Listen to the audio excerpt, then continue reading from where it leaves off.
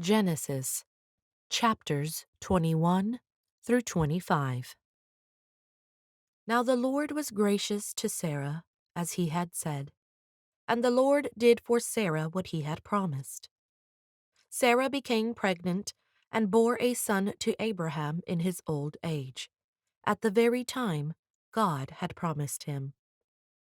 Abraham gave the name Isaac to the son Sarah bore him. When his son Isaac was 8 days old, Abraham circumcised him, as God commanded him. Abraham was 100 years old when his son Isaac was born. Sarah said, "God has brought me laughter, and everyone who hears about this will laugh with me." And she added, "Who would have said to Abraham that Sarah would nurse children? Yet I have borne him a son in his old age." The child grew and was weaned, and on the day Isaac was weaned, Abraham held a great feast.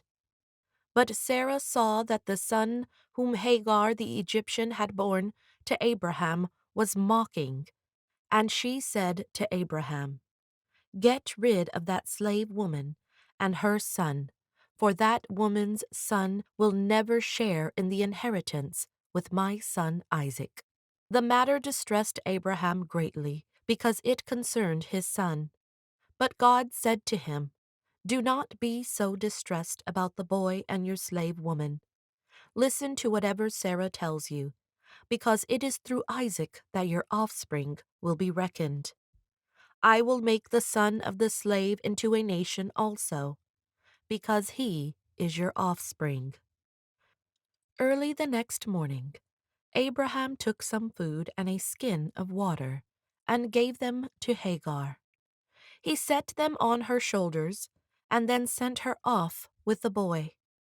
She went on her way and wandered in the desert of Beersheba. When the water in the skin was gone, she put the boy under one of the bushes.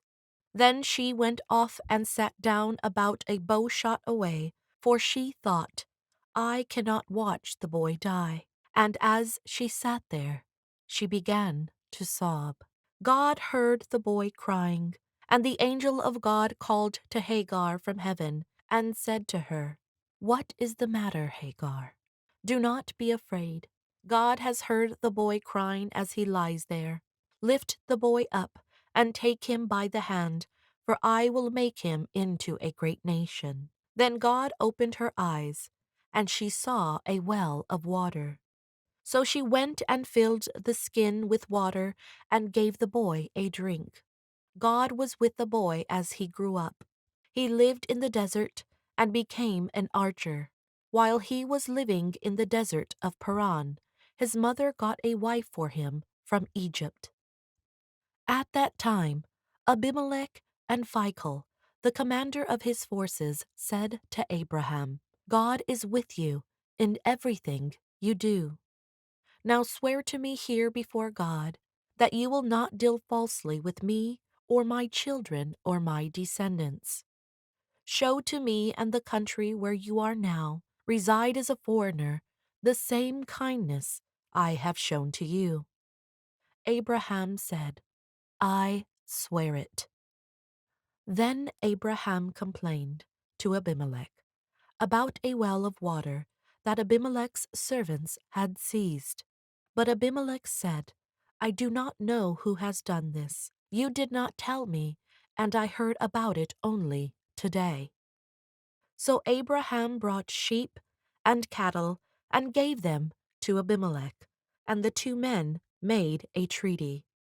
Abraham set apart 7 ewe lambs from the flock, and Abimelech asked Abraham, "What is the meaning of these 7 ewe lambs you have set apart by themselves?" He replied, "Accept these 7 lambs from my hand as a witness that I dug this well." So that place was called Beersheba, because the two men swore an oath there.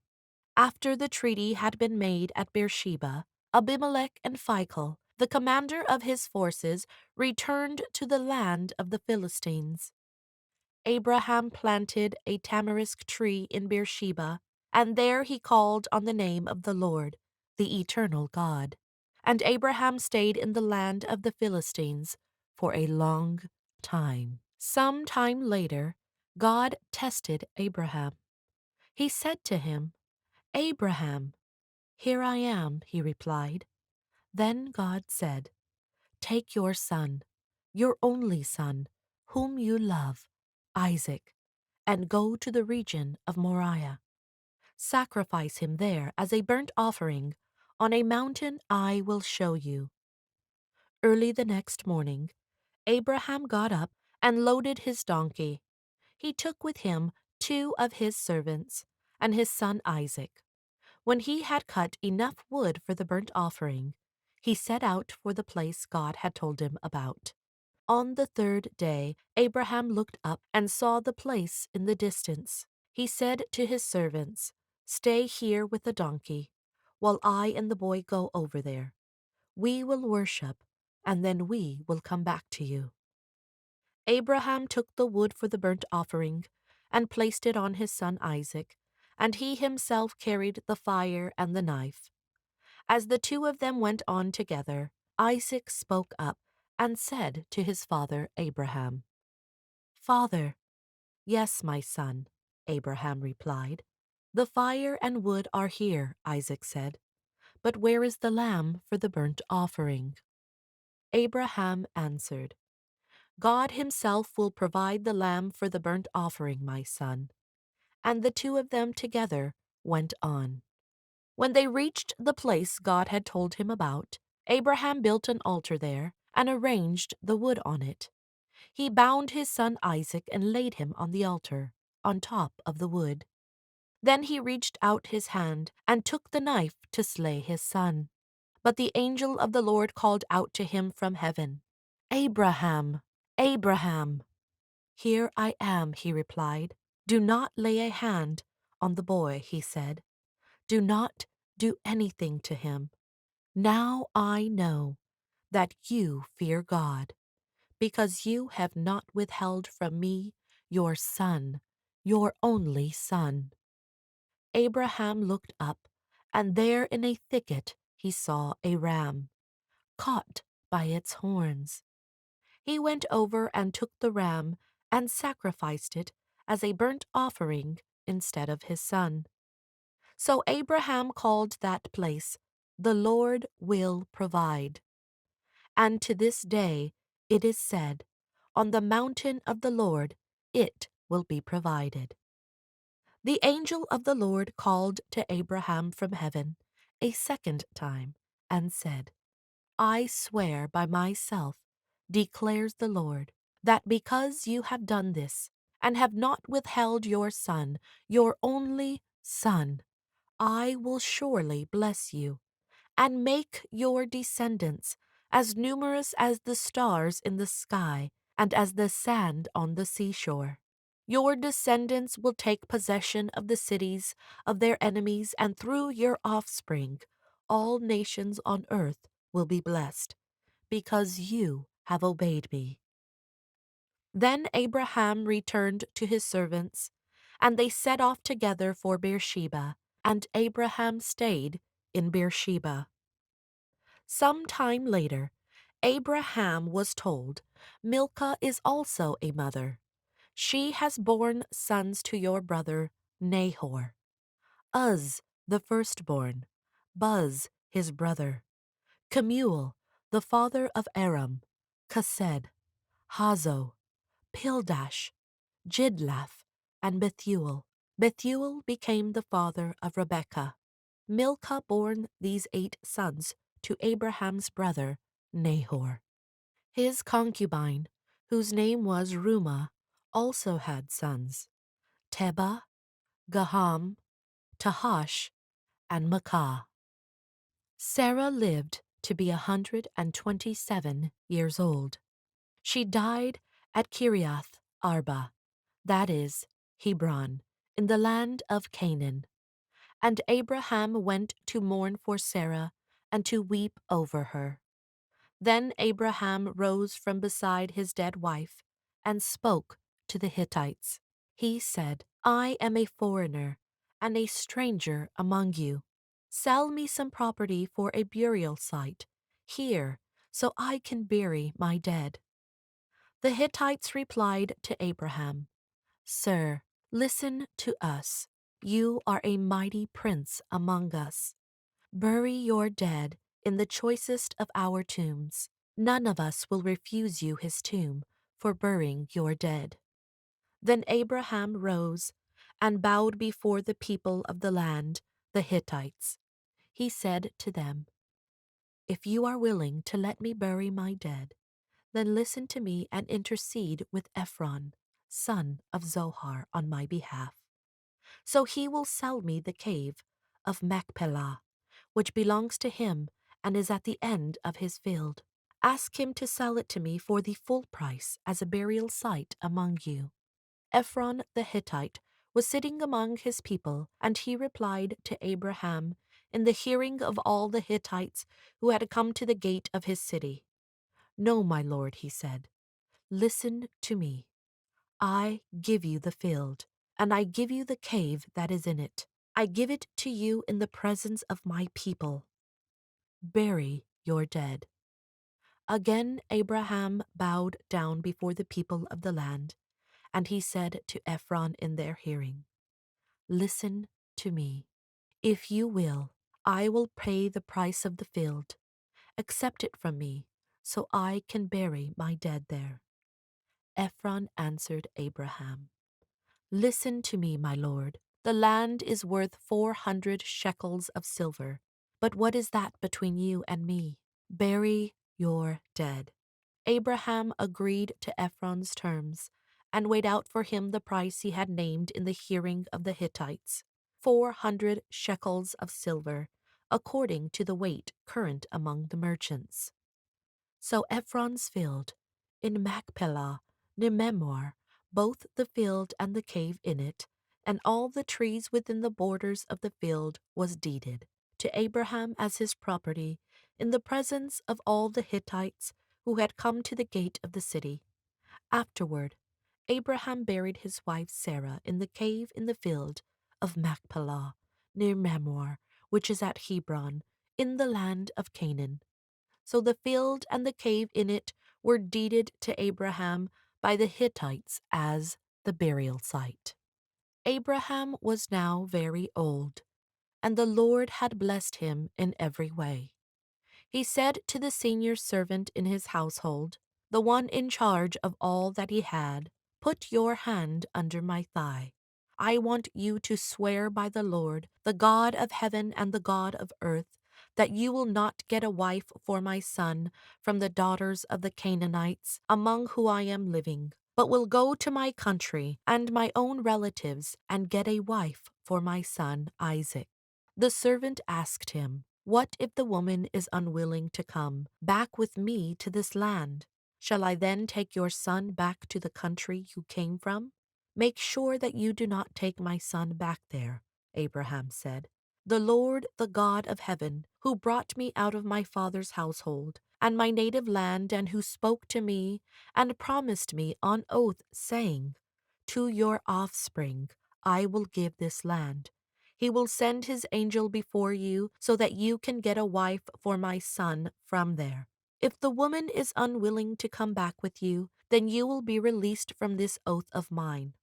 Only do not take my son back there. So the servant put his hand under the thigh of his master Abraham, and swore an oath to him concerning this matter.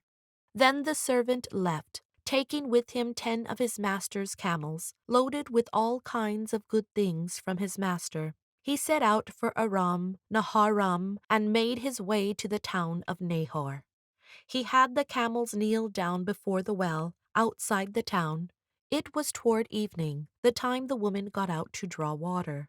Then he prayed, Lord God of my master Abraham, make me successful today and show kindness to my master Abraham. See, I am standing beside this spring, and the daughters of the townspeople are coming out to draw water. May it be that when I say to a young woman, Please let down your jar, that I may have a drink, and she says, Drink, and I'll water your camels too. Let her be the one you have chosen for your servant Isaac. By this I will know that you have shown kindness to my master." Before he had finished praying, Rebekah came out with her jar on her shoulder. She was the daughter of Bethuel, son of Milcah, who was the wife of Abraham's brother Nahor. The woman was very beautiful, a virgin. No man had ever slept with her. She went down to the spring, filled her jar, and came up again. The servant hurried to meet her and said, "Please, give me a little water from your jar."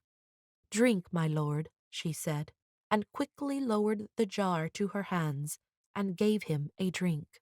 After she had given him a drink, she said, "I'll draw water for your camels too, until they have had enough to drink." So she quickly emptied her jar into the trough, ran back to the well to draw more water, and drew enough for all his camels.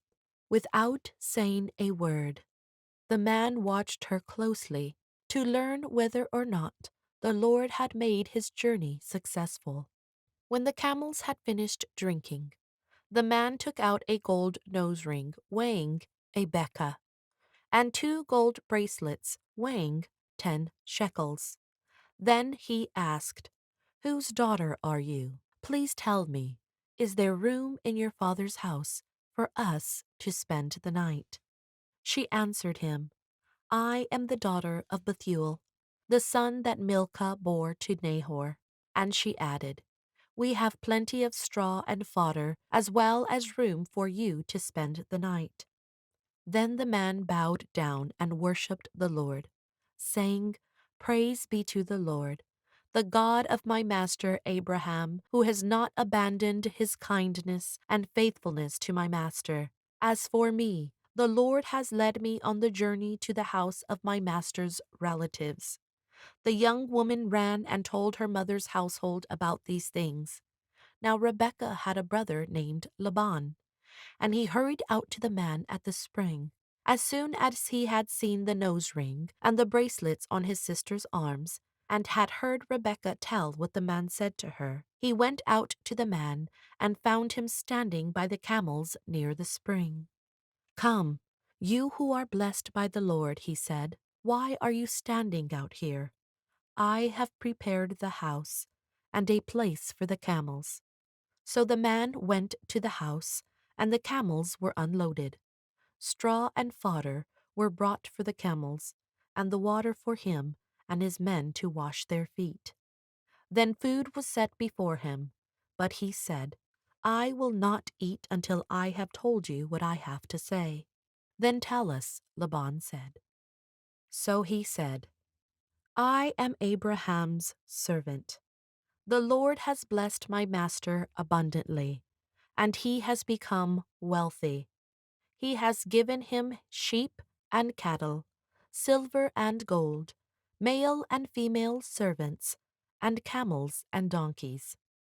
My master's wife Sarah has borne him a son in her old age, and he has given him everything he owns.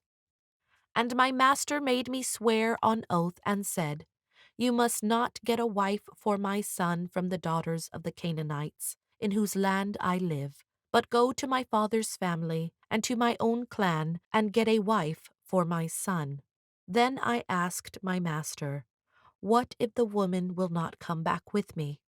He replied, 'The Lord before whom I have walked faithfully will send his angel with you and make your journey a success, so that you can get a wife for my son from my own clan and from my father's family.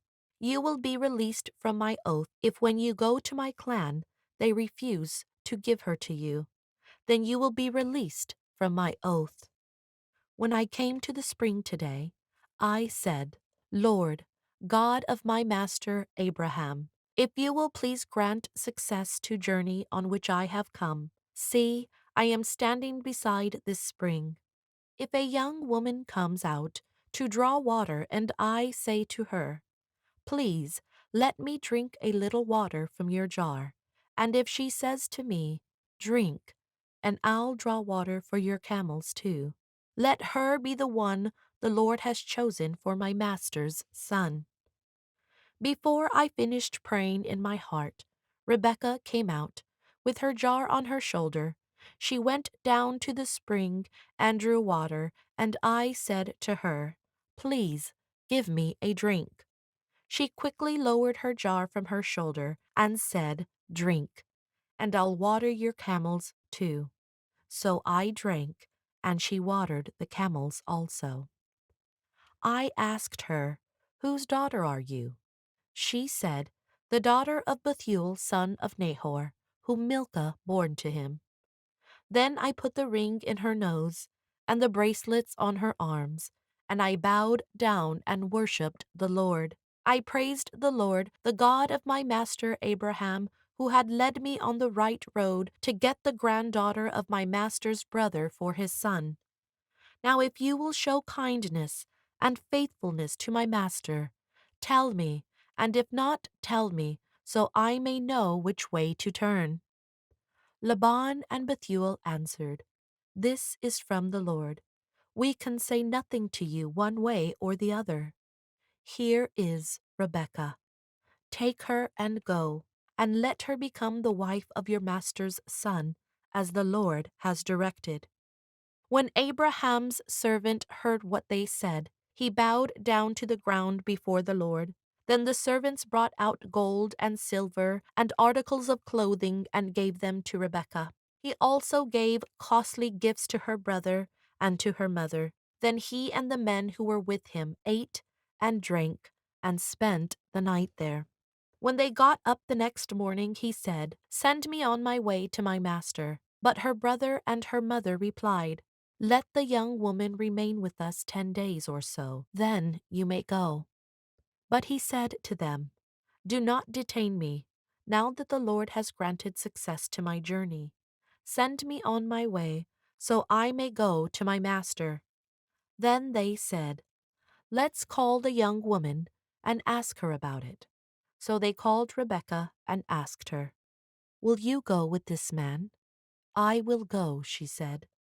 So they sent their sister Rebekah on her way, along with her nurse and Abraham's servant and his men. And they blessed Rebekah and said to her, "Our sister, may you increase to thousands upon thousands. May your offspring possess the cities of their enemies." Then Rebekah and her attendants got ready, and mounted the camels and went back with the man. So the servant took Rebekah and left.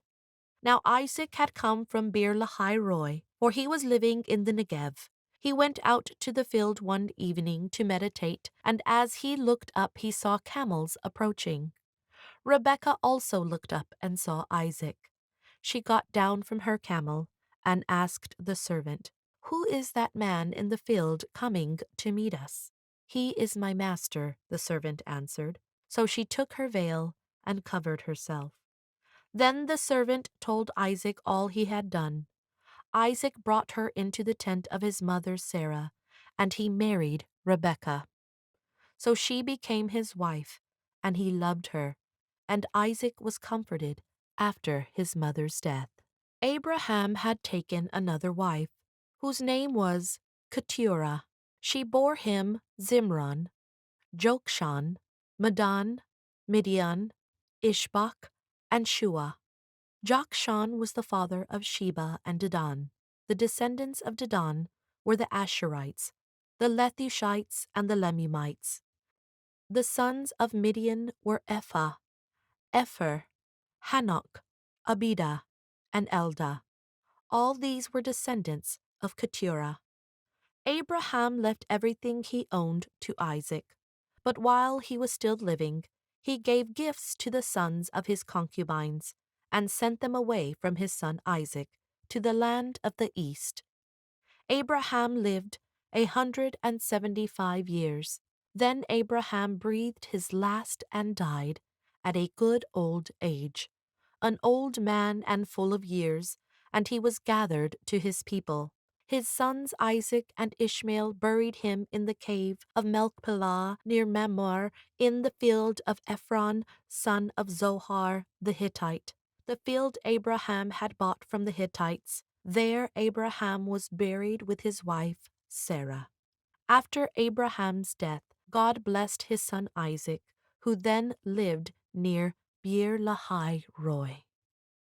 This is the account of the family line of Abraham's son Ishmael, who Sarah's slave Hagar, the Egyptian, bore to Abraham.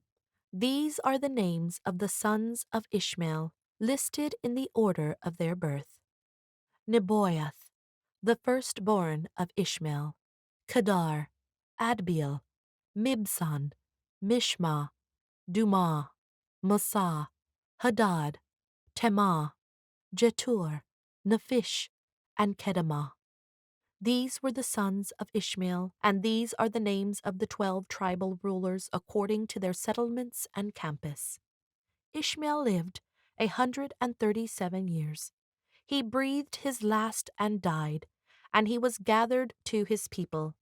His descendants settled in the area from Havilah to Shur, near the eastern border of Egypt, as you go toward Ashur, and they lived in hostility toward all the tribes related to them. This is the account of the family line of Abraham's son Isaac. Abraham became the father of Isaac, and Isaac was 40 years old when he married Rebekah, daughter of Bethuel, the Aramean, from Padan Aram, and sister of Laban the Aramean. Isaac prayed to the Lord on behalf of his wife, because she was childless. The Lord answered his prayer, and his wife Rebekah became pregnant. The babies jostled each other within her, and she said, "Why is this happening to me?" So she went to inquire of the Lord. The Lord said to her, "Two nations are in your womb, and two peoples from within you will be separated. One people will be stronger than the other, and the older will serve the younger." When the time came for her to give birth, there were twin boys in her womb. The first to come out was red, and his whole body was like a hairy garment, so they named him Esau. After this, his brother came out with his hand grasping Esau's heel, so he was named Jacob. Isaac was 60 years old when Rebekah gave birth to them. The boys grew up, and Esau became a skillful hunter, a man of the open country, while Jacob was content to stay at home among the tents. Isaac, who had a taste for wild game, loved Esau, but Rebekah loved Jacob. Once when Jacob was cooking some stew, Esau came in from the open country, famished. He said to Jacob, "Quick, let me have some of that red stew. I'm famished." That is why he was also called Edom. Jacob replied, "First, sell me your birthright." "Look, I am about to die," Esau said. "What good is the birthright to me?" But Jacob said, "Swear to me first." So he wrote on oath to him, selling his birthright to Jacob. Then Jacob gave Esau some bread and some lentil stew. He ate and drank, and then got up and left. So Esau despised his birthright. Right.